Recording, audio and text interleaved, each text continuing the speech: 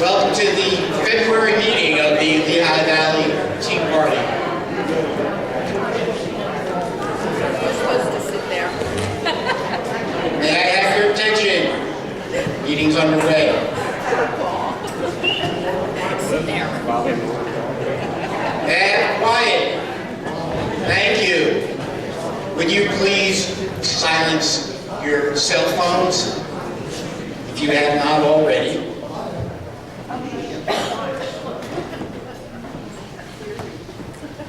And as usual, I'd like to start off with a prayer.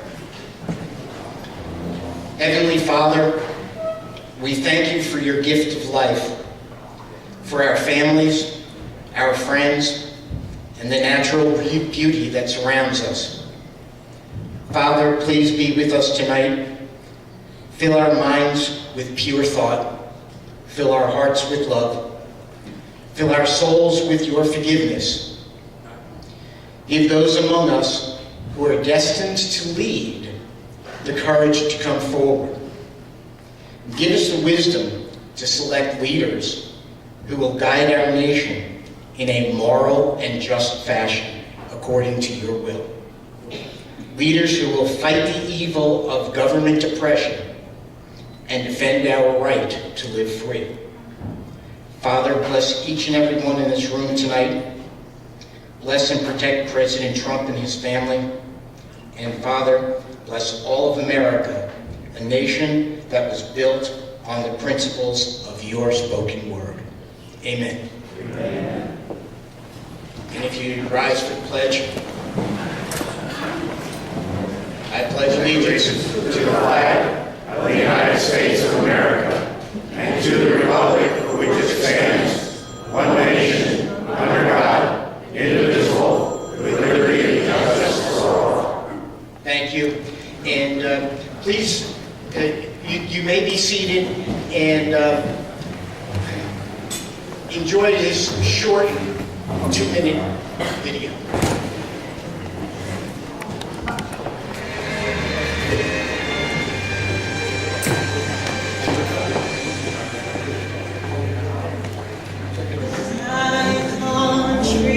Tears of thee, sweet land of liberty, of thee I sing.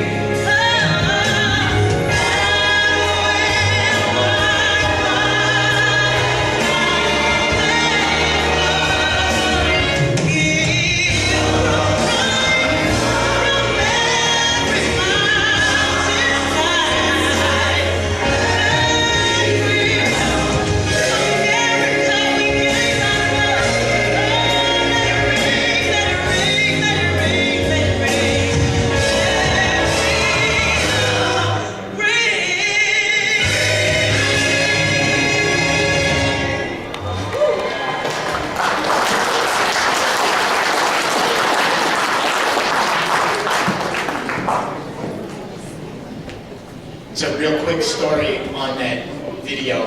Tony sent me the video, said, oh, this would be a good one to play. You know, we normally play Star Spangled Banner or something like that. I said, oh, this would be a good one, except right in the middle of it, the original video, it cuts to Michelle Obama in the audience. And I said, I can't play it with that picture of Michelle Obama. So you may have noticed that it faded to a U.S. flag and then back to the city. That's where Michelle was. I just overlaid a flag.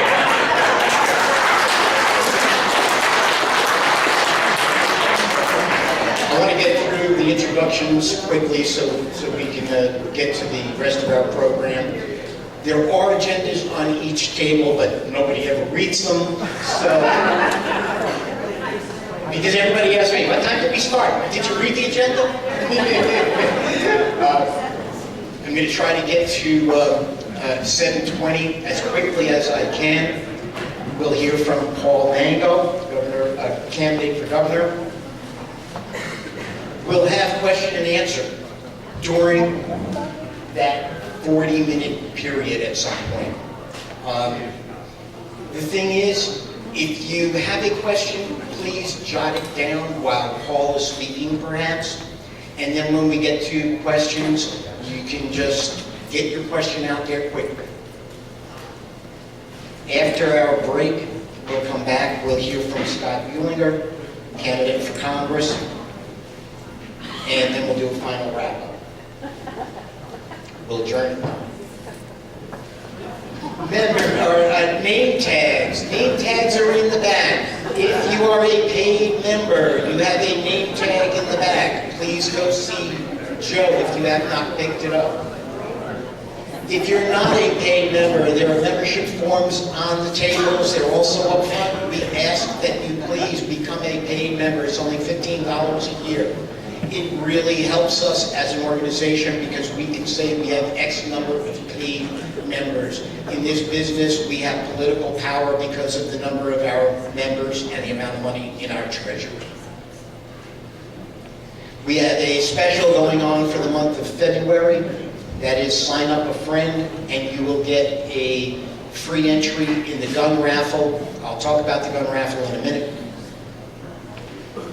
To make that happen, what you need to do is first make sure you are a current paid member and make sure that your phone number is on file with us. You sign up a friend, you have them put your phone number on their sign-up sheet, or if they do it online, your phone number goes in the promo code spot. When that happens, you will automatically be entered into the gun raffle. Speaking of raffles, 50-50. We've got 50-50 raffle going on in the back, and that'll be going during the break as well. We will draw a winner tonight at the end of the meeting. We have a gun raffle going.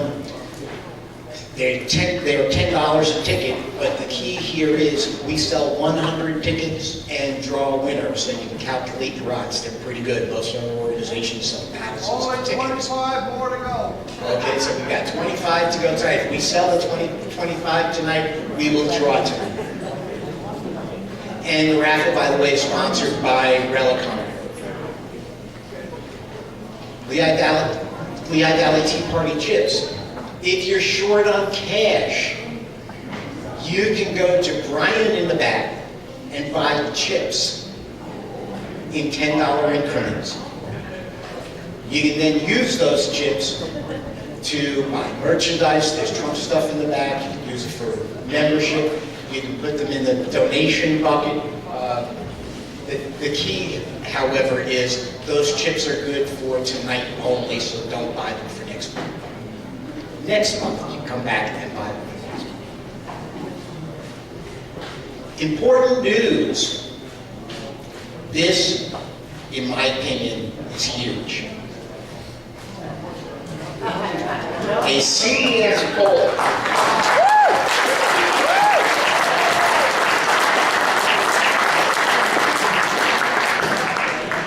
This is a CBS poll that says those who watched President Trump's State of the Union speech 75% approval. If that's what they're reporting, you know that it's higher than that.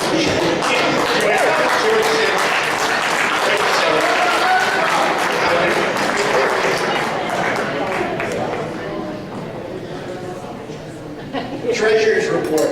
Please know that Dean Browning has been our treasurer for the past year or so, but now that he is declared as a candidate for Charlie Dent's seat, he has stepped down from that, and so right now I'm doing the treasury stuff, and I will have more details next month. But we are looking for a treasurer.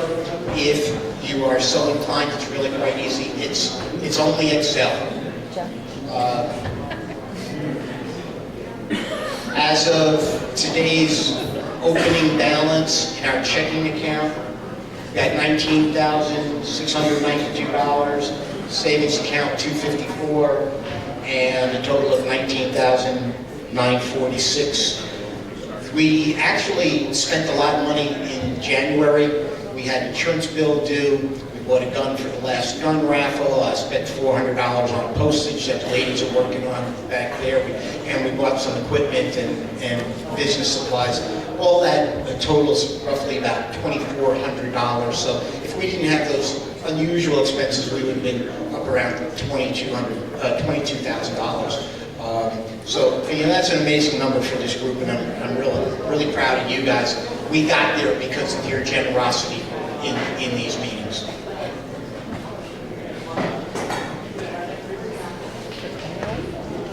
'18 nominations. Half of our board is up for re-election. That's 6 seats. Those people are Dean Browning, Tom Carroll, Brian Eichfeld, Mike Gross, Tony Smale, and Bill Tonke. All have indicated that they are willing to continue to serve. So at this point, I would request a motion from the floor to nominate the 6. Thank you. And can I get a second? George Palouf is the second. The nomination, by the way, we're recording this, was Tom Jury. And all in favor? Opposed? And the motion passes. Now, are there...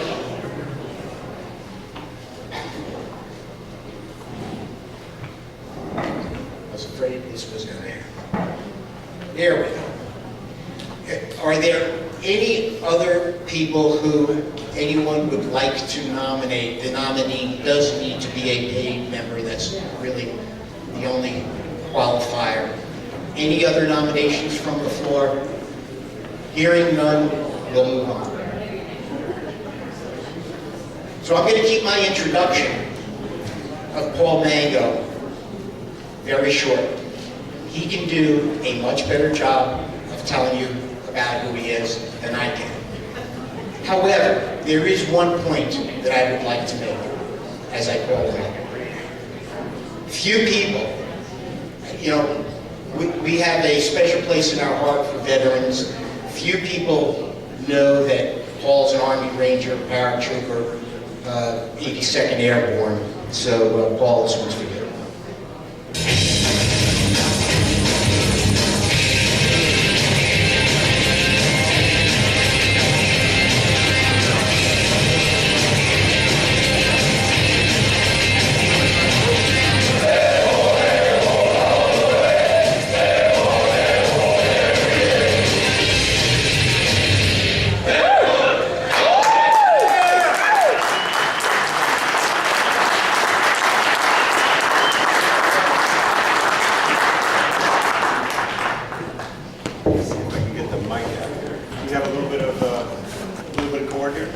Yep. I hate podiums. He likes to walk. I do. How's that? Great. Well, in the Army, we used to refer to parachuting as jumping from an aircraft while in fright. So people ask me, Paul, were you afraid the first time you jumped out of an airplane? I said, absolutely not. But the second time, I was scared to death. I knew what I was getting into. But Tony, thank you. Where's Tony? Where'd he go? Thank you for that. Here he is. Tom, I'm sorry. Thank you for that kind It's introduction. okay, call me anything. Thank you for that kind introduction.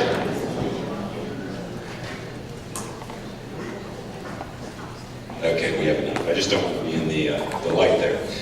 But sometime around 2009, 2010, I have a picture of my wife. It's the best picture I have of her. She was at a Tea Party rally. It was right after Obama passed that stimulus. And she had this big sign in front of her from about her neck down to her feet that said, "Liberty is the only stimulus we need." I knew I fell in love with that woman 35 years ago. Absolutely.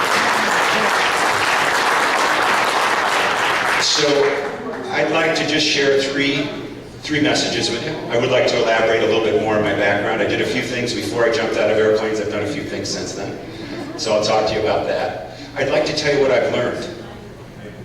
I've spent 14 months traveling around the Commonwealth of Pennsylvania, put over 70,000 miles on my car, and I've learned a lot. I thought I was a well-educated man 14 months ago. I learned I was not. I've learned an awful lot about the people of Pennsylvania, the good people of Pennsylvania. And then I'd like to finish by telling you what we're going to do about it, at least what our agenda is. And when I say our agenda, I mean our. Everything you read about what I propagate in terms of policies, in terms of Restore the Dream, we'll talk about that. It's the product of the people of Pennsylvania who have talked to me for the last 14 months. Okay? It's not Paul's plan, it's the people's plan. So, let me go back. I'm the grandson of an Italian immigrant. Any Italians in the audience? Okay, my granddad came here a little over 100 years ago, landed in Philadelphia. He was 14 years old by himself, couldn't read, couldn't write, could not speak English, did not have a penny in his pocket. But he was happy as could be because he didn't want my dad, and he didn't want me, ultimately, to be indigent farmers in Italy. And he had this big dream in his heart. It was called America. And he took a big risk. Can you imagine 14 years old going across the ocean by yourself? As I tell people, I have a 14-year-old at home. She doesn't go down the street by herself. That's how much the world has changed. Huh? But I'm the son of Italian-Irish Catholic parents. And neither of them has a college degree. One of 5 children. Growing up, we all shared a single bathroom. My mother used to go down to my father's place of work to pick up his paycheck on Fridays. But as I tell folks, my parents gave me everything I needed to be successful in life, with having seemingly nothing. And how did they pull that trick off? Well, strong family values, number one. A faith in God. A sense of commitment to serve this country. And this unfailing belief that one could do anything he wanted in America, as long as he tried hard enough. And guess what, on that 4th one, I was naive enough to believe him. So as a teenager, I thought I could do anything. And I went off to West Point. It's the only place I applied. My dad was a National Guardsman the whole time I was a child. By the way, he went to airborne school in 1966. I was 7 years old. He came home with his green beret on, his shiny jump boots, his dress greens. He had lost 20 pounds. He had a short haircut. I didn't recognize it, but I said, that's the guy I want to be. So a huge influence in my life. At West Point, I met my wife. I call it a big bonus. She's the class of 1982. I'm the class of 1981. And I tell folks, ladies, you'll appreciate this, there were over 4,000 male cadets at that time. At West Point, fewer than 400 female cadets. If you didn't think I had to be persistent, determined, and convincing, you're absolutely wrong. The other guys weren't slouches either, I gotta tell you. The other 3,999 guys. One of them's here right now, John Uehlinger from the Lehigh Valley, my classmate.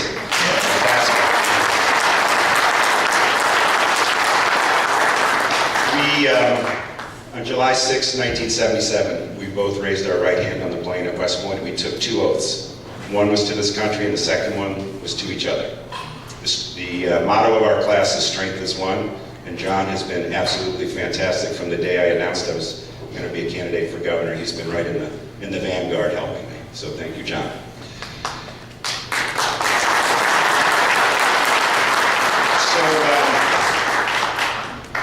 We left West Point and went to the 82nd Airborne Division. You saw a little clip of that. Wonderful assignment. The mission was be anywhere in the world in 48 hours, be prepared to fight, and bring your soldiers home safely.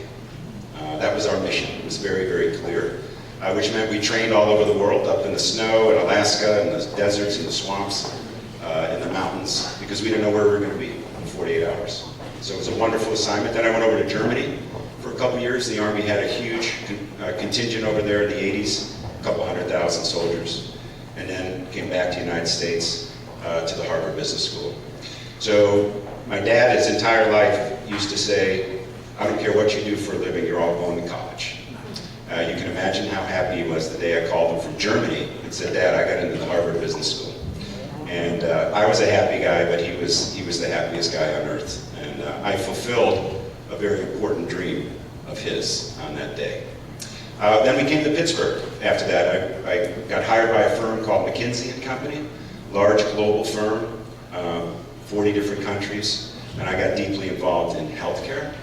And we put together a team that built a big $500 million healthcare business, global healthcare business that did work in about 35 different countries. So spent 25 years doing that. Along the way, we had 5 beautiful daughters. Amelia's 30, she's out in California. Hope, our second daughter, followed us to West Point. Her mom and dad, she graduated in 2014. She just got back from South Korea on December 30th, so we're happy to have her home. I have one in New York City. I have one in a small Catholic college in Western Pennsylvania, and my baby Eve is 14 years old. She's 6'1", so I used to call her Shorty, but I can't do that anymore. And she's a freshman in high school. My wife has had a wonderful career along the way in high tech, and again, kind of breaking through those male-dominated worlds, whether it was West Point or robotics. She was right there breaking the glass ceiling. I'm so very proud of her, and particularly after what you read in the newspaper the last couple of months about all this sexual harassment and so forth. She just put her head down and did everything as well as the guys could do, and earned tremendous respect. So, wonderful life. I realize I've had a wonderful life. I couldn't have done it in any other country than America, and I understand the obligation that confers upon me. And that's why I'm standing here tonight. That's why I'm standing here tonight. That's a little bit about me. Let me talk about what I've learned. And just to summarize it up front, the liberal progressive socialist policies of Barack Obama and Tom Wolfe are destroying our country and destroying the Commonwealth of Pennsylvania. Okay? Absolutely.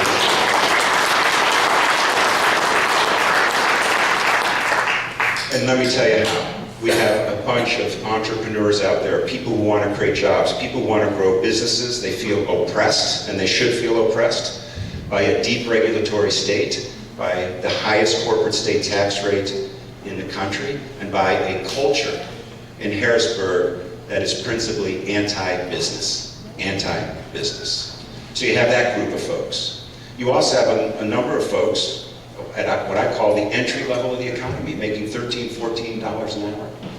Their bosses come to them and say, we want to give you a pay raise. You're doing so much better than we would have imagined. We'll give you a 50% pay raise. How about $18 an hour? They say no. The reason they say no is because they fall off a welfare cliff that has locked them into poverty. There's a huge welfare cliff. And I call it the liberal progressives want to teach learned helplessness. We want to teach earned success. Those are two fundamentally different things. But then you have the third group. Right? So you have the job creators, you have the entry-level people who want to better themselves, and then you have the third group, which are those who are working 40, 50, 60 hours a week. Absolutely no help from the government. They don't want any help from the government. They're trying to make ends meet. Their property taxes are going through the roof. Healthcare premiums, which have doubled in the last 3 years under Tom Wolfe. Tuition payments outstripping their ability to save. And they look across and they see someone at Walmart with food stamps getting 20 steaks in their cart, things that they cannot afford, and those folks aren't working. And you know what they feel? Appropriately? Resentment. And they should feel resentment. So the liberal progressive socialist policies of Tom Wolfe are destroying our society in all three of those situations. People who want to create jobs, people who want to better themselves, and people who are working to make ends meet. That's effectively what I've learned in the last 14 months. What are we going to do about it? Well, we have a plan called Restore the Dream. Restore the dream of America to the people of Pennsylvania. And people say to me, Paul, that's pretty highfalutin. Well, let me tell you what I've learned out there. People want to be inspired again. They want to know that there's hope. They don't want a handout. They don't want anything for free. They want what I had as a child, which is optimism, hope, that if they work hard enough, they can be successful in America. That's what they want. And there's 3 or 4 things that we have to restore in order for them to do that. One is the family. The family. Again, I grew up in an environment of strong family values. You can look at any study that's ever been done about the success of children coming from strong families, strong nuclear families. That's number 1. 2, K through 12 education. What a disaster in the Commonwealth of Pennsylvania. What a disaster. I agree with our president. This is the civil rights issue of our day. Every child at age 18 should have the opportunity to be successful in America, to be competitive in a global economy, and to be a good citizen. We're failing on both of those. We are not giving them the skills to be competitive in a global economy, and we're not teaching them to be good citizens. We need to fix that. 3, the oppressive government. We need to roll it back. We need to roll back the regulatory state. We need to roll back the highest tax rate in the country. And then 4, and perhaps most important, we need to bring dignity back to work. Okay, that's code for welfare reform. We need to make sure that people who work are rewarded for work, not rewarded for staying at home. We need to make sure that people who work well with their hands, that have the skills to build our roads and our bridges and our buildings, we need to let them know there is dignity in that work. They don't have to go to college and incur $200,000 of debt and live in their parents' basement. There are tens of thousands of jobs waiting in Pennsylvania today for those who have vocational skills, and we are discouraging them in our education system from even considering those types of careers. All the while, the economy is stagnating, and they're incurring debt for degrees they don't want and can never use. How crazy is that? So that's really what our program is about. Restoring the dream of America to the people of Pennsylvania by, again, strengthening our families, very much strengthening our families, ensuring K through 12 education works, rolling back the oppressive government, and bringing dignity back to work. That's what we stand for. You can get our kind of policy and vision statement off of our website, www.mangoforpa.com. It's called Restore the Dream. And give it a look. It's a living document. We're going to continue to evolve it as we learn more, and we'll be happy to get your input and feedback. So let me pause, and I think we have a few minutes for questions, right, Tom? Yes, we do. Okay. Oh, there's a lot of, how do you want to do this, Tom? Do you want to call on folks so I don't offend anyone? We're going to. You have a lot of hands up.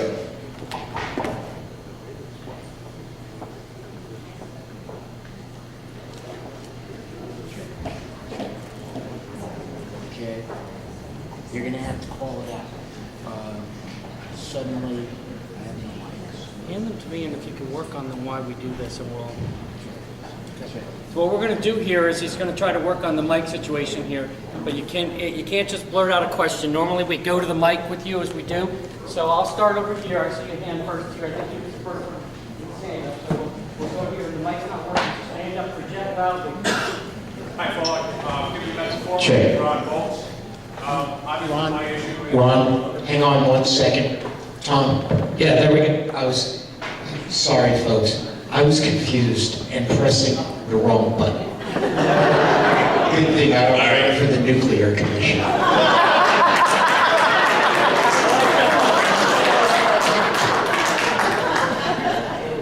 Okay, starting again, my name's Ron Bolts.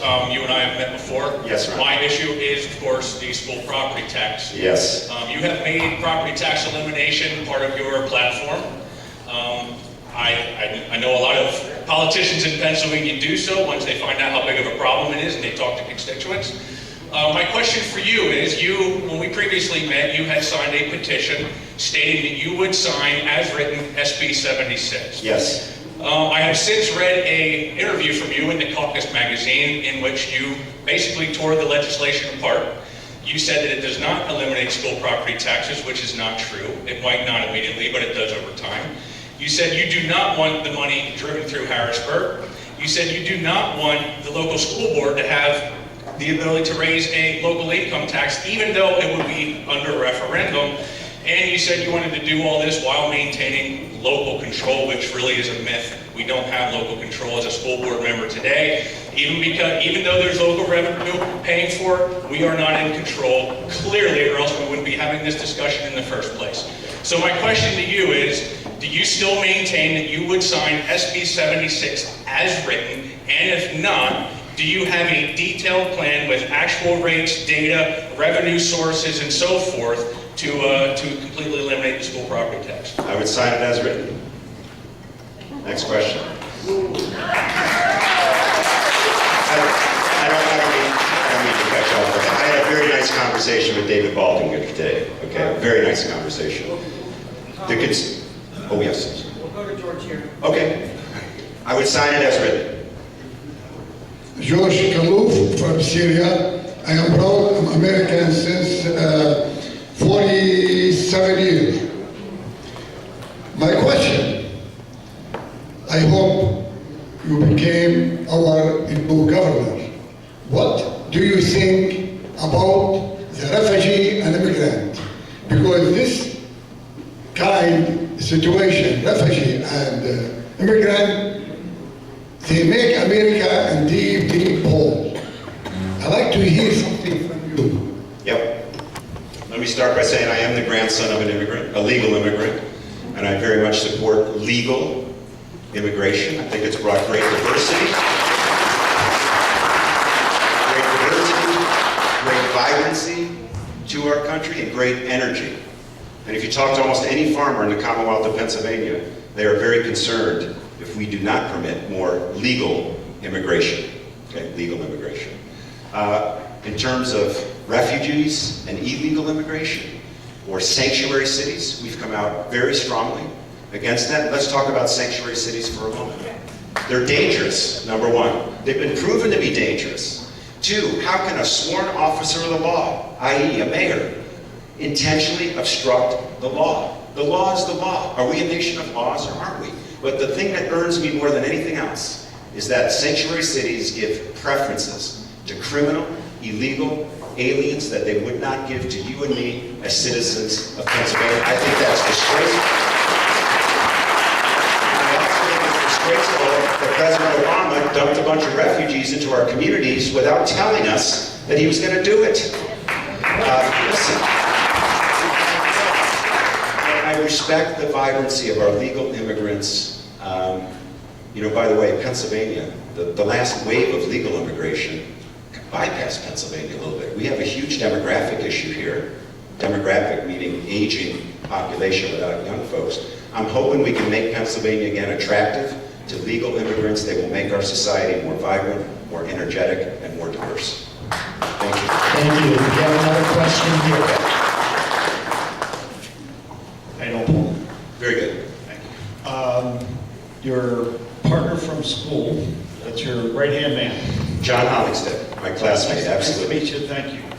My question is, at the end of your first term, Yes. will you just support him or someone else so we can effectively have our own term limits by people going into office and then supporting the next person that they want to help, rather than becoming a career politician?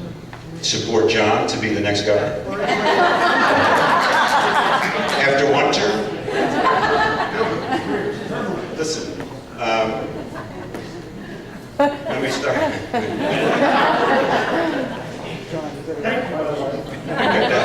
Next question. I would say yes, except for one thing, and I'm being sincere with you.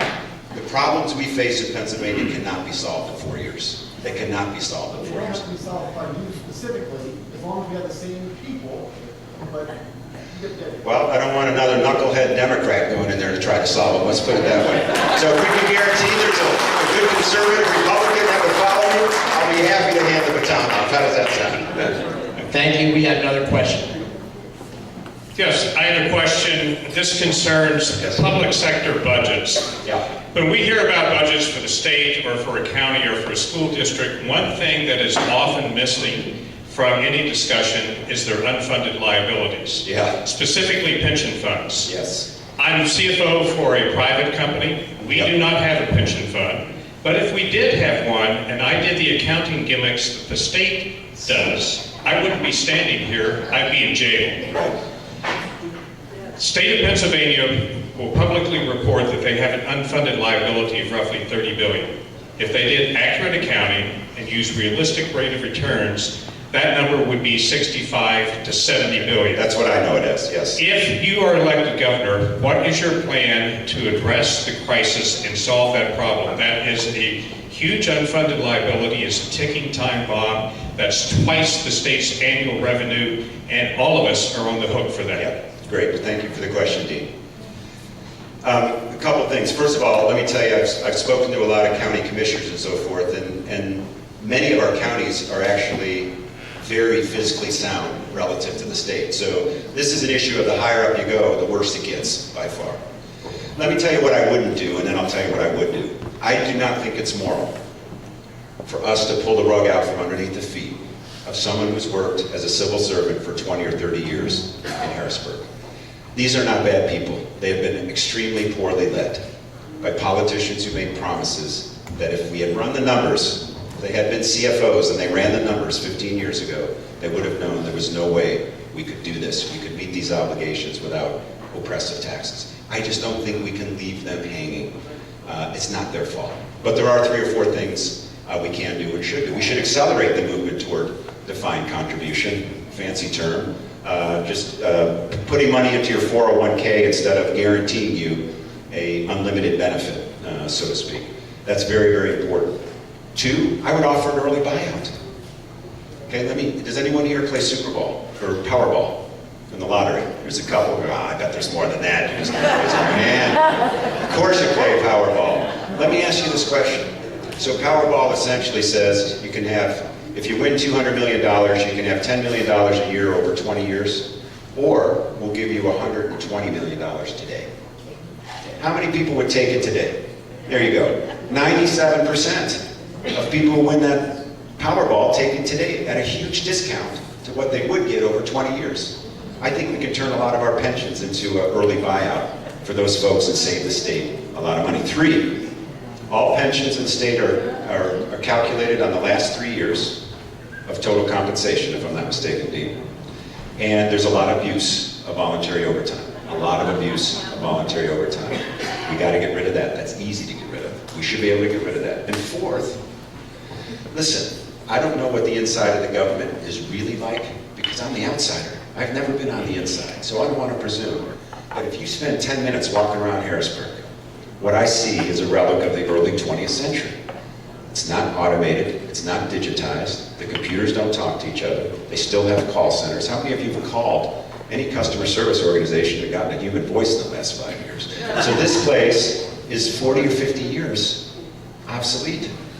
I don't think we need 73,000 state employees. My guess is we need 45 or 50,000. And I think in a very humane way, 7,000 to 8,000 employees retire a year. Multiply that by 4 or 5, we can get ourselves down to 45 or 50,000 employees with higher productivity, more automation. Those 4 things gets us a good start. But there's a 5th one that under no circumstances will we solve this problem if we don't do, and that is create a vibrant growth economy, okay? We are growing at 1/5 the rate of the country under Governor Wolf. 50,000 jobs have left in the last 6 months. 100,000 citizens have left in 2 years. If that was a company, you would sell the stock yesterday, right? We have not grown this economy anywhere close to what we need to and what we can do and what we're entitled to under this guy. He's a liberal progressive socialist. We can liberate the job creators in this state. We can grow this economy at 3 or 4%, and we can evaporate the unfunded liability, pension liability, along with the 4 other things. So that's what we would do.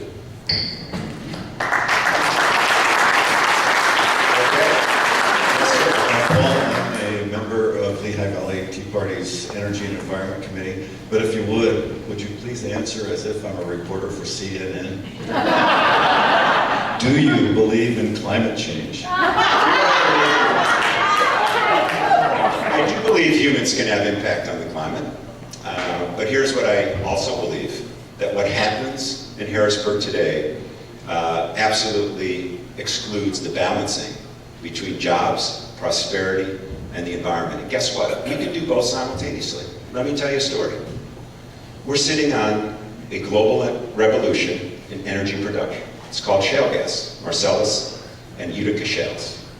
You may not know this. It's the cleanest fossil fuel in the world. We cannot meet our carbon emission targets, even Barack Obama's targets, unless we use a lot more natural gas. Okay? So this argument about consuming energy and hurting our environment is completely false. It's completely false. The more natural gas we use, the better off we'll be. The better off we'll be. So we can do this. And the only way to sustainably improve the economy and the environment is through innovation, not through regulation. And that's what we're going to do when I get to Harrisburg in January 2019.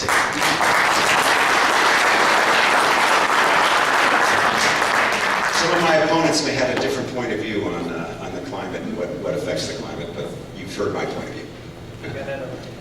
Hi, Paul. One of the biggest problems in Harrisburg today is the inability of the current governor to work with the members of the General Assembly. Yes. What would you, using your military and corporate background, do differently than a guy who had a corporate background coming into government to make government in Harrisburg work effectively? Well, I don't think he really had a corporate background. He took over his dad's business, his granddad's business, ran it into the ground and sold it to a private equity company. That's the truth. It's absolutely the truth. Let's talk about it a little bit.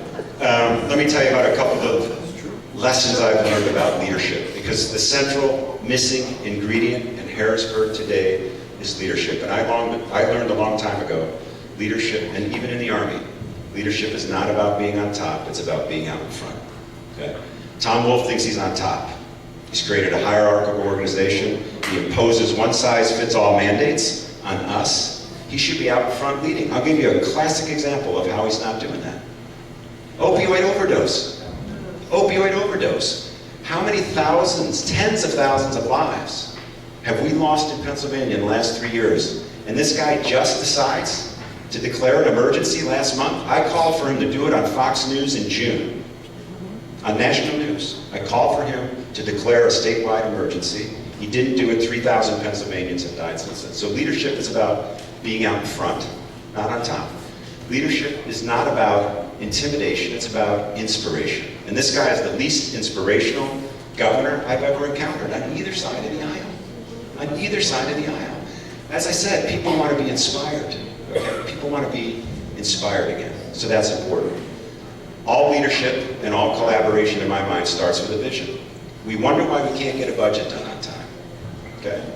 If I said to you right now, let's get in the car and drive 1,000 miles, what's the first question you would ask? Where are we headed? How are we going to get there?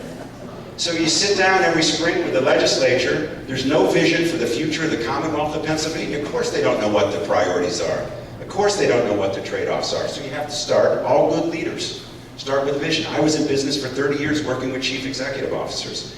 Every high-performing organization that I've ever been associated with has a very clear vision for where it wants to go. Second, you have to role model. Leaders have to role model the behavior they see. Guess how many times Governor Tom Wolfe has left the Commonwealth of Pennsylvania for the purpose of promoting Pennsylvania business? Zippo. Not once in 3 years has he done that. Leaders have to role model the behavior they see. And third, listening. Listening. Listen, I will never agree with everyone on the other side of the aisle, but I owe them the respect to understand their points of view and why they may disagree with me. That's vitally important. I think we have to be tolerant. I think we have to be understanding, but we have to be principled at the same time. And those three are not mutually exclusive. Those are the things I would do, and I guarantee you, we'll get the collaboration we need to move the state forward. Come on over here. Yes, ma'am. Mr. Mango, my concern for many years has been our educational system. Yes. These children are the future of our country. And you had mentioned creativity and entrepreneurship. Yes. And with what we're doing right now, we're losing it.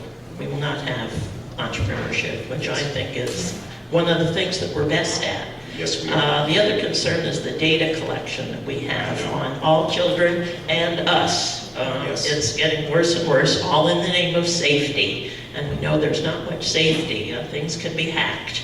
And that's a big concern that I have. So what's your hope for education in this state and in this country? Thank you for the question. As I mentioned before, I agree wholeheartedly with President Trump in his statement. This is the civil rights issue of our day. We owe every child the opportunity to be successful, and that is through a K through 12 education. So 2 or 3 things. One is, I've spoken to a lot of teachers. I feel sorry for our teachers, particularly the younger ones. They want to introduce new methodologies to teach kids. Listen, every child does not learn the same way in every course, but that's the way we're trying to teach them. These teachers have great ideas. So let me tell you one of the things I would do. I'm a big believer in reading. Okay? If you can't read by the end of 3rd grade, you're only going to fall behind. You're only going to fall behind. Why don't we have a competition? Okay? I'll hand out 10 $100,000 prizes to anyone who can teach a 4-year-old how to read a year faster. That'll save the state $1 billion in 10 years. That'll engage teachers who are yearning to experiment and to use creativity and innovation to teach kids how to read better. I bet we get thousands of responses. I bet there'll be hundreds that work. Why doesn't the state do that? Why don't they believe in the power and the knowledge and the creativity and the innovation of the American people instead of some mandate from Harrisburg? Right? So I think we have to engage people in a process of innovation. 2, nothing succeeds like success. We have 500 school districts. Let's take 5 of them. 1% of them. Let's cut them loose. Say, guys, design the system you think is best for the children based on 2 standards. Are they going to be prepared for meaningful work in a globally competitive economy? Will they be good citizens at the end of age 18? That's all I care about. Go show us how to do that better than we're doing it today. I bet the level of energy behind that in those 5 school districts would be extraordinary. And if we're right, we scale it across the other 495. If we're off a little bit, we fix it and then we scale it. Okay, so I think I could talk all year long about what I think is right, but if we show people what good looks like, it's almost impossible to stop it. 3rd, I think we ought to have many more opportunities to liberate kids who are stuck in failing school systems. That is about choice, but our big idea is education savings accounts. What are these? Okay, if you have a child, I'll give you some rough figures. We spend about $18,000 per pupil per year. Your high property taxes are going into that amount. Okay, do the math. We spend $300,000 plus per high school graduate. Okay, many of them cannot read nor do 8th grade math. So why don't we do this? If a parent is frustrated with what's happening in the local public school district, they want to extract that child from the public school district, let's give them half of that amount. Let's give them $9,000. They can homeschool. They can send their kid to the parochial school, to the Catholic school. It's a good sum of money. Maybe they have to supplement it a little bit. But here's what I think will happen. And this, I'll end it on this because it comes right back to your point. If you give tens of thousands of parents $9,000 each and hold them to one standard, they have to show achievement year to year. That's it. I bet there'll be hundreds of new business models emerging to teach those kids faster, better, cheaper than we could imagine today. And I don't know what those are, but I have complete faith in the American entrepreneur to deliver that. And that's the level of disruption we need in what is today a failing public school system.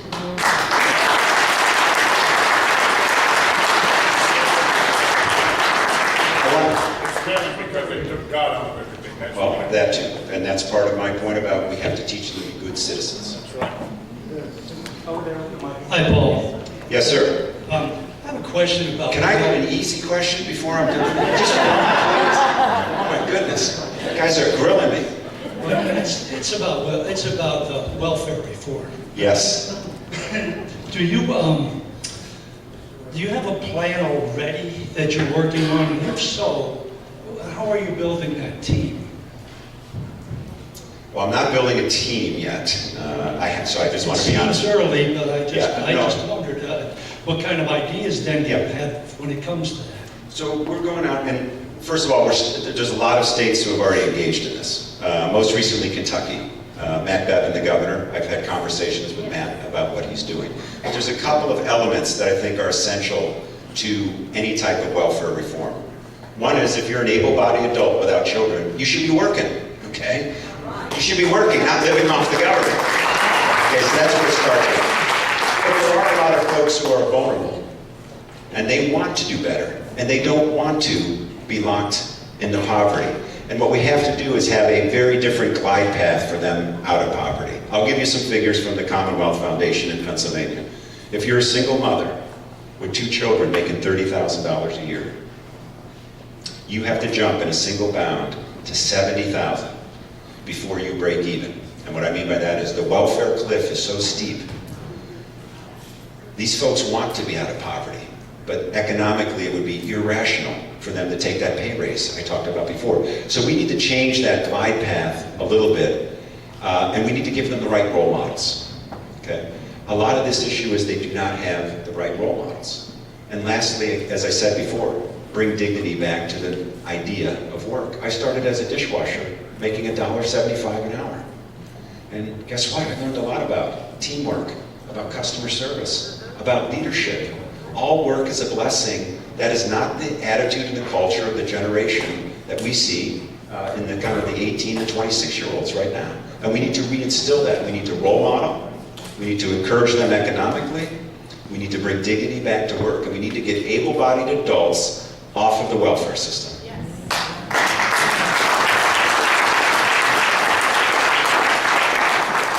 Paul, it sounds like you know a lot about business, but what's the one thing that you think that you can bring to not just a campaign, but if you actually win, what's the one major strong suit you have that we can hang our hats on?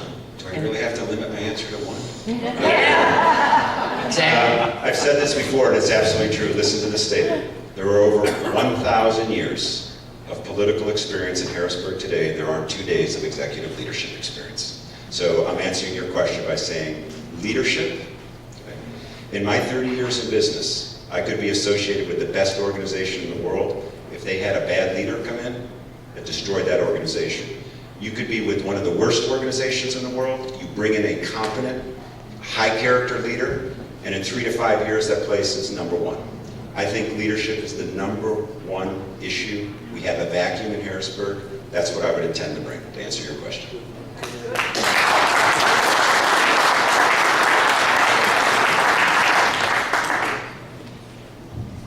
I don't... Go ahead, over here. Like in front of you. Turn it up. Stop. Me? Yeah, go ahead. First of all, thank you very much for your service, Mr. Mango. Thank you.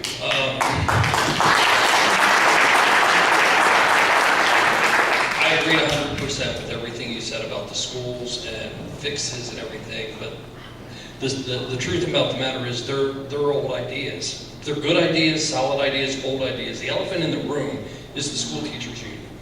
How do you plan on addressing that? Great question. Great question. First of all, Tom Wolf is in the pocket of that teachers union. So what we can never expect is change from him. I guarantee that. I guarantee that. Here's what I believe. You can't take the teachers unions on head on. Okay? A frontal assault, I'm using a military term, a frontal assault on the teachers union is not going to work. I think we need to, as I said before, and it may not be a new idea, I think we need to stimulate little experiments in certain places. Nothing succeeds like success. We don't even need government money to do that. There's all types of foundations out there that want to fix education. Let's go get a couple of grants. We don't have to, it doesn't cost the taxpayer a penny. And let's experiment. And if the public school systems don't want to, I'll tell you this, there's a number of approaches in the Commonwealth of Pennsylvania today that are wildly successful. Wildly successful. We need to build awareness for what they're doing. We need to scale what they're doing. I'll give you an example. I was in Philadelphia, North Philadelphia, 51st Street. Anyone from Philadelphia? What's on 51st Street in Philadelphia? Hopefully the Lombardi Trophy every Sunday. The what every Sunday? Hopefully the Lombardi Trophy every Sunday. Okay, go Eagles, I guess. Go Eagles. I'm from Pittsburgh. It pains me to say that, but go Eagles. I'll tell you what's up there. a lot of burnt out houses, a lot of poverty, and a unbelievable school called the Cristo Rey School.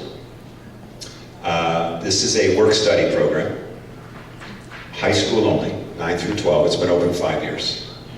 They only take underprivileged minority kids from North Philadelphia, which is the majority of the population there. And the principal is a guy named Mike Gomez. Anybody know about St. Joseph's Prep in Philadelphia? The best prep school in the state. Guess what? Mike used to be the principal there. He left to come to Cristo Rey. I said, Mike, why'd you do that? He said, every child at St. Joseph's, regardless of whether I'm there or not, is going to be successful. He said, not the case for these kids on North 51st Street. So his philosophy is the following. A good education has to be based on some foundation of family, faith, or community. And these kids in the public school system there have none of those three. So what he's done is he's recreated that environment. He's created that context for kids to learn. And I went into the school and I talked to some of the kids. And I said, why did you leave your public school to come here? You know what the #1 reason was? What do you think the #1 reason was? What is it? Because I feel safe. Because I feel safe. How can our children learn in a public school system that can't even guarantee their safety? And the second reason was because the teachers stay as long as they have to make sure I understand the material. They're being mentored, they have structure, there's an absolute zero tolerance for violence, zero tolerance for any violence, okay? And they feel loved. And these kids are thriving. The first class of graduates, 100 kids, 100 kids went to college. 100 kids went to college. These kids would not have had a chance, would not have had a chance in life if they hadn't made that decision. They work from 3 to 7 every day because that's when kids get into trouble. That's when latchkey kids get into trouble, from 3 to 7. They work in the summer, they learn the dignity of work, as we just talked about, and they'll be thriving in life. So my point is this, that is the worst nightmare of our teachers' unions. Absolute worst nightmare. Absolute worst nightmare. Guess who you'll never see at the front door of Cristo Rey? Thomas the Tax Engine Wolf. You will not see him at the front door of Cristo Rey. You'll see Paul Mango there, though. Leaders role model the behavior they seek. They celebrate the things they want more of. That's the way we're going to beat the teachers' unions. Yes, ma'am. Thank you for coming, and I appreciate what you're saying tonight. In regards to education, I'm back to that with the children and Common Core. Now, the concern is transgenderism being forced on the children. Yes. And also the nomination for Secretary of Health, transgender. Yep. And I'm wondering about if it's possible to do a revision of education in Pennsylvania with that whole subject of sexuality be reformed in the curriculum. In the curriculum or in the bathrooms, or both? Let's say both. Yeah, so let's start. So I have 5 daughters. I mentioned that. And I've spent a lifetime protecting their safety and their privacy. Okay, so let's start with this. The bathroom bill, in my mind, is principally about those 2 issues. The privacy of our young children and the safety of our young children. But it's also about religious freedom. It's also about religious freedom. And I don't think a lot of people understand those are the 3 issues. This is not about equal rights, right? This is not about equal rights. It's about those 3 things. We have come out vehemently against that bill in Pennsylvania. Governor Wolf is absolutely for it. And I can tell you this, if I do nothing else, I'll make sure my daughters and our children in Pennsylvania are protected, their privacy and their security. We're not going to permit any of that to happen. In terms of the curriculum, why are we wasting our time? Why are we wasting our time talking about that when I talk to the Carpenters Union and they say, our high school graduates don't even know how to use a ruler. How am I going to train them to do advanced carpentry, right? How am I going to do that? We need to get back to teaching our kids the skills that will permit them to be successful in a globally competitive economy. That's what our curriculum should be. And guess what? That might be different in one community from another. One community might need a different type of skills than another. We need to give schools the latitude to do this. I'm completely against Common Core. I'm completely against telling folks that they have to be tested a certain way. It's not about, I've said this in my business for 25 years. We cannot impose standardization. We have to uphold standards. But that's different than standardization. I'll give you an example. I'll say, listen, we need to reduce the drug overdose epidemic by 20% next year. That's the standard that I'd like to hold everyone accountable for. How you do it here versus Wilkes-Barre, Scranton versus Harrisburg versus Pittsburgh could be very different, and appropriately so, because the epidemics are very different in those communities. So it's about standards, not standardization. I think as the government's role, my role as governor, is to set standards and let innovation and creativity thrive to achieve those standards. Last question. Last Okay, question. in the back of the room. I still haven't had an easy one. I'm waiting for an easy one. Mr. Mango, Yes. under the Pennsylvania state of emergency, Yes. our constitutional right to carry open firearms is banned. Yeah, that's a problem. If you get into office Yes. and the state of emergency is still in effect, will you rescind that ban on open carry without a license? I just want to make sure I'm saying. You cannot It's a little carry, different. you Yes. cannot open Sure, I carry without a understand. license to carry under the state of emergency. Yes. First of all, let me start by asking a question to the group. Does anyone know what Article 1, Section 21 of the Pennsylvania Constitution says? Okay. Your right to bear arms, right, to defend yourself or the state, shall not be questioned. Okay? Shall not even be questioned. So I think we can use that to ensure that the right to bear arms, even under a state of emergency, is sustained. Okay? That is what the Constitution says. I would certainly, as governor, if I had the power to, rescind that. I would absolutely rescind it. Okay. Thank you all for your questions. Thanks for coming out tonight. Thanks for your participation. You all are the ones who pushed back on Barack Obama in 2009, 2010. You saved this country. You saved this country. And I very much thank you and respect you for doing that.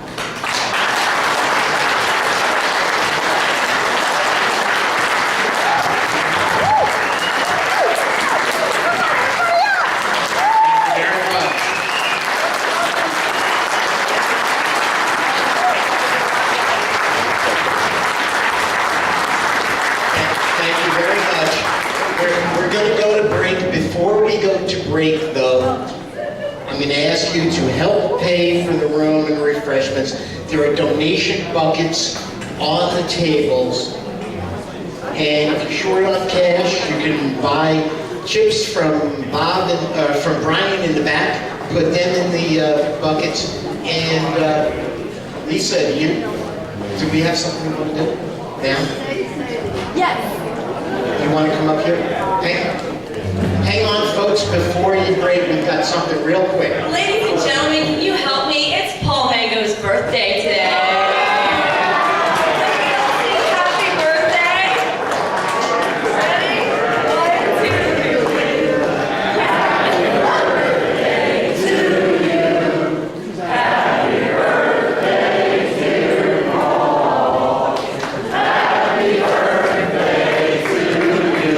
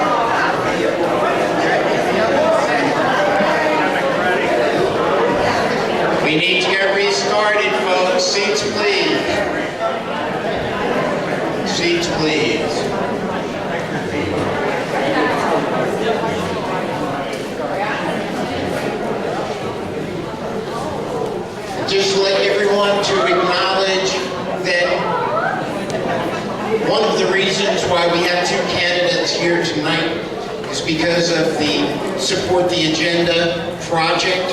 Support the Agenda is a coalition of grassroots organizations, and we are one of the founding members. A few others are here tonight. The mission of the Support the Agenda project is to replace Charlie Dent, Matt Cartwright, Brian Fitzpatrick, Pat Neal, Ryan Costello, Bob Casey, and Tom Wolf. And with that, I'd like to turn it to Tom Carroll, Vice Chair of the Lehigh Valley Tea Party, for a moment, just to recognize any special guests.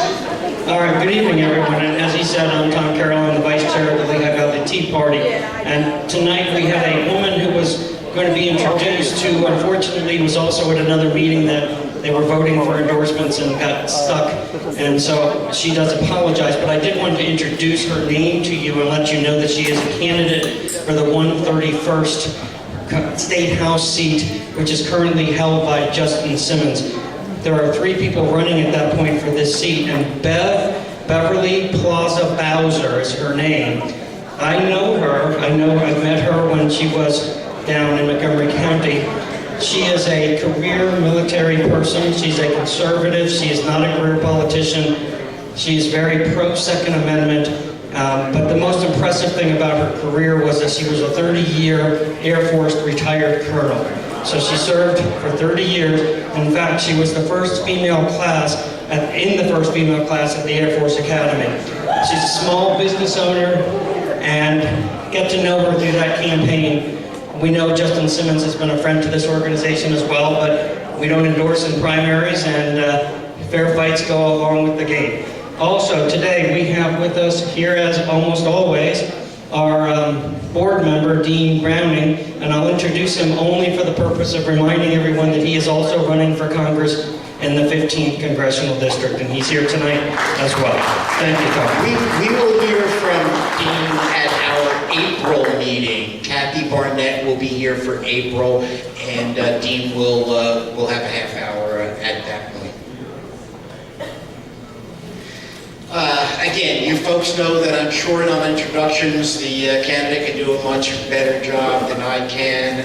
Pretty much everybody knows Scott Uehlinger is a former CIA station chief, but not everybody knows that he's also a Navy commander. And as we bring Scott to, I mean, I'm an Army guy, so this one kind of kills me, but.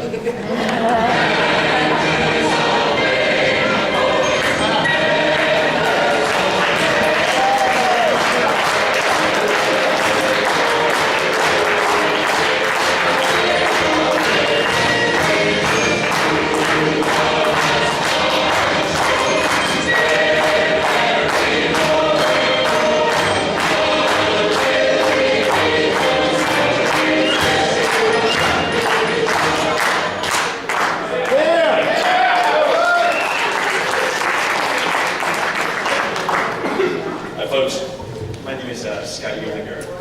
So the Navy stuff is very nice. I was a destroyer guy in the Navy, so I was kind of like the sweat hog, and the guys who used to work 18 hours a day on the destroyers rocking and rolling all across the 7 seas. I have a lot of friends who are aviators, but we used to always say that the motto of naval aviation was always, eat till you're tired and sleep till you're hungry. Sorry, I hope there's no aviators in here. I was actually doing a little research for the speech, and I came across this little fact that I found out the reason why in Washington, D.C., there are so many one-way streets. And it's because that way, the civil servants who are going in late to work don't collide with the civil servants leaving early. But I did really enjoy Paul Mango's speech and wish him a happy birthday, and it was very nice hearing her speak because as a graduate of another service academy, the Merchant Marine Academy, I find that we share a lot of the same values and philosophies on many, many things, from family to concepts of leadership and all of that. So it was a real pleasure listening to you. Excellent. So as Tom had been so good to say, my background is I was a naval officer after graduating from the Merchant Marine Academy. And then after that, I actually sailed commercially for a little while after getting off of active duty after 4 years. And I sailed commercially in the U.S. flag Merchant Marine. I was in Desert Storm in '91 as a civilian, actually, in the combat zone. And then shortly after, I decided to change gears and I entered into the CIA, which I'd always been interested in foreign cultures and all, and instead of just visiting them in short port visits, I decided I wanted to learn more about these countries and actually live in them. And so I was accepted into the CIA, and I spent most of my time abroad as an operations officer in various, mostly former Soviet Union states, chasing after Russians and Iranians and doing all kinds of spy stuff. It was a great career. It was a wonderful time, and I really enjoyed it. And I retired in 2014, or 2012, I should say. I came to America retiring in 2014. I came back with a new family. I was married in Moldova, where I was station chief, and so my wife and stepdaughter are both legal green card holders. And as somebody who's paid quite a lot of money to the U.S. government to renew their status as green card holders, you can imagine that's something like the subject of illegal immigration I react rather strongly to, because I'm one of the people who sees how broken the system is, as my wife and daughter actually now are overdue to receive their naturalization papers. But because of various clerical and bureaucratic problems, Washington, right, the place with one-way streets, their citizenship is being delayed. So I, above all people, understand the need for immigration reform. Since I came to the Lehigh Valley, basically in 2012, I've spent actually a fair amount of time not only appearing, commentating on national security issues, but actually as a substitute teacher in the area. And I've gotten a real kick out of it, working in Kutztown and in my Brandywine School District, where my daughter goes to school right now. It was a lot of fun, and going back to what Mr. Mango said, I very much understand the need for educational reform, and the way the young people react to someone coming in, maybe providing a different perspective, was very positive, and I really enjoyed doing that. I look forward to doing it again in the future. When I finally come back from Washington, I'll go back to substitute teaching because I enjoy it that much. But I guess what I'm trying to say is that throughout my life, I'm 53 years old now, I've done a bunch of things, but I guess really the common thread that goes through my life is basically a lifetime of service. First it was my country and all, and obviously that's very important to all of us. But lately it's been more focused as an elected Trump delegate. You all, a lot of you people voted for me. Thank you very much to be a Trump delegate. And as a substitute teacher, I've been serving my community now and giving back in that way. And now this latest development, my deciding to run for Congress, is really part of the same thread that goes through my life. My desire to serve the people of this district as your representative. And I guess, as a lot of you know, I was an early Trump adopter. As I said, I was a delegate and all, and I strongly agree with everything that the Make America Great Again agenda represents. I believe that the president is doing an excellent job. It was an outstanding State of the Union address, and I think. He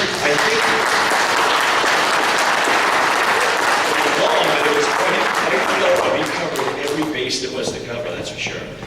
I really think, looking around, talking to businessmen in the area, and getting to know the district even more intimately, I can definitely say that, what we're seeing with the Trump agenda is we're seeing more hope.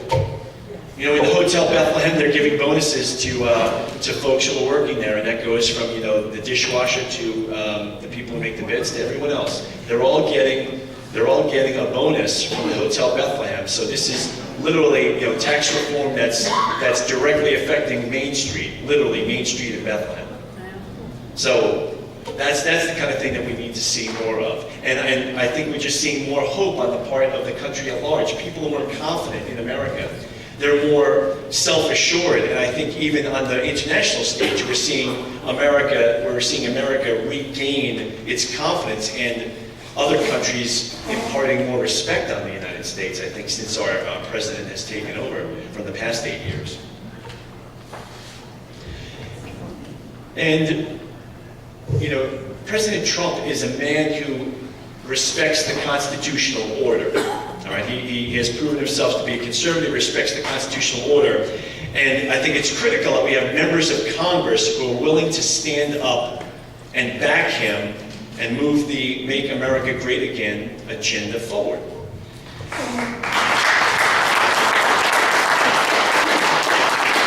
Now this means that we're going to need people in Congress who are leaders. All right, people who are decisive and unafraid to stand for what they believe is right. The president himself actually called it, and I like the phrase, he called it grit. We need people with grit in the people's house to do what the people in each district want and require. And this is, I think, and this willingness to stand up for what you believe in, this very much dovetails into the ideas of the Founding Fathers. This is what the Founding Fathers intended. They intended citizen politicians. People who would represent their districts, maybe from different walks of life, and then would go down to the people's house to represent their district, and then return to that district. And I'm sure the Founding Fathers did not envision professional politicians. And I think all of us can agree that's what we're talking about. I'll be very happy and proud to be a citizen politician. I think another thing that we need in Congress and many other parts of government is we need people who are willing to stand up to be cultural warriors. Because that's what we're involved in right now. There really is a large cultural war going on in this country about the future direction of this country, about attitudes toward family, about attitudes toward the flag. And we see it everywhere. We see the mainstream media giving us one message, but yet we see with our own eyes perhaps an entirely different reality. And I think it's important that the people's representatives, our congressmen, are prepared to stand up and take part in these cultural wars, to stand up and speak about what they believe in, to speak about traditional family values and morality, and fight back against this mainstream media machine which likes to project an entirely different type of reality. Okay? And I think that I'm the kind of person who has the character and background to do just that, to speak up and say what needs to be said. By the way, I was reminded of a friend of mine. His name is Sam. He's about 90 years old. He's getting up there. But he bought a hairpiece, and he got a facelift, actually, and he went to the gym for about 6 months. And then he found a widow that was about half his age, and he started taking her to dinner. And then when he was getting out of his sports car, though, lightning struck him and he died. So he was at the gates of heaven, and he ran up to God and he said, "Why me?" And God said, "Oh, Sam, I didn't recognize you." Well, I think the people who know me here, they recognize me. I'm the same. I don't have a hairpiece. And I stand for the same things now running for Congress that I stood for when I was running for delegate and previously in my life, all right? I have my principles, I have my ideas, very open to new ideas, but at the same time, I'm never going to pretend to be someone that I'm not. I'm a Tea Party person. I always have been in this area. My parents belong to the Tea Party down in Berks, and it's very much in the core of my being. So my stand on the issue is the same as it was when I was a Trump delegate, okay? And I will always remain true to Tea Party values, because they're my values. Actually, I think it's important to weigh in right now, actually. There's a lot of talk in the news lately about what's going on with the memo down in Congress and all of that. And I think that's something I'd like to speak about. Because one thing that's a great concern to me, and I've been watching this stuff very carefully. I was on radio in Omaha actually this afternoon talking about this. And that is, as somebody who was a former agency officer, former government employee, as somebody who's taken the oath to support and defend the Constitution many times in my life, I cannot tell you the sense of outrage that I feel when I see what has been perpetrated by senior officials in the Justice Department.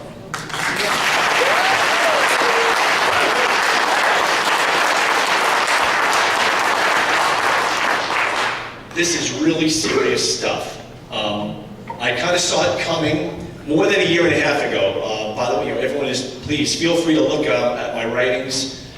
More than a year and a half ago, I saw this coming because I know the way the government works. I saw personally how it had been politicized, especially in the past under the Obama administration. And that was another reason why I decided to retire when I was eligible to retire. But what we're seeing now is even worse than I had imagined. And I think it's critical that the memo is released. And I also believe that it's going to show some really nasty things have been going on that were covered up by a politicized leadership that truly believed that Hillary Clinton was going to win the election, and thus all of their sins would be buried, and in fact, they would be rewarded for a lot of what they did. So I have no doubt about this, that what we are looking at right now is the greatest political scandal in U.S. history. It really is. And